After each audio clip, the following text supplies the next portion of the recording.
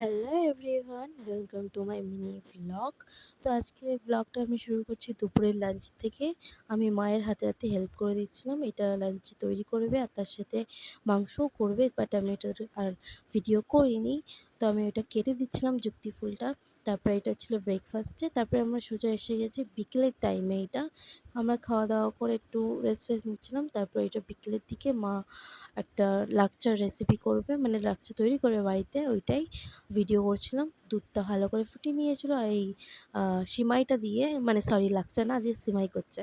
তো দুধটা ভালো করে ফুটিয়ে নিয়েছিল, তারপরে সিমাইটা দিয়ে রান্না করবে। এতগুলো বাটার দিয়ে দিয়েছে মা, কারণ একটু টেস্টটা ভালো হয় তার জন্য।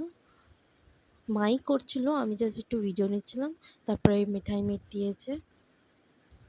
আর এই সিমাইটা খুব টেস্টি হয় এরকমভাবে তৈরি করলে। আর চিনিটাও হালকা দিয়েছে, কারণ চিনি বেশি দিলে অতটা ভালো লাগে না। চিনিও হালকা মিষ্টি করেছিল। আর ড্রাই ফ্রুটও দিয়ে দিয়েছে।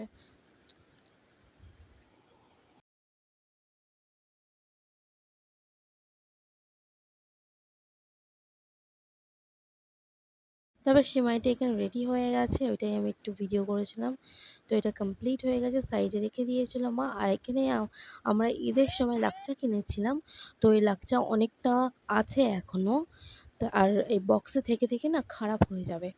তার জন্য মা বলল যে একটা আমি বক্স দিচ্ছি, ওর মধ্যে স্টোরেজ করে রেখে দে, তাহলে কি হবে, থেকে থেকে এটা খাওয়া যাবে। না হলে এই কাগজের বক্সে থাকলে এটা খারাপ হয়ে যাবে।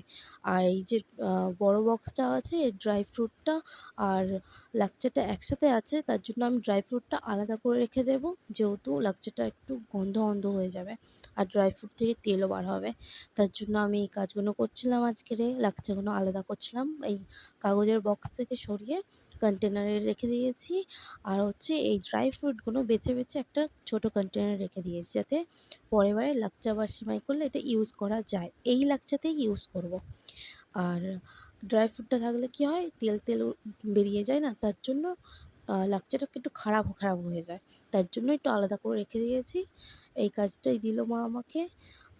আর এই বক্সগুলো আমি ফেলে দিয়েছিলাম। তারপরে আমি ড্রাই ফ্রুটগুলো আলাদা করেছি বেছে বেছে খুঁটে খুঁটে। আর এই যে গুঁড়ো গুঁড়ো লাচ্চা ছিল সেটা আলাদা রেখেছি, আর আস্ত লাচ্চাটা আলাদা জায়গায় রেখেছি। আজকের মিনি ব্লগটা এইটুকু। দেখা হচ্ছে পরে নেক্সট ভিডিওতে। টাটা।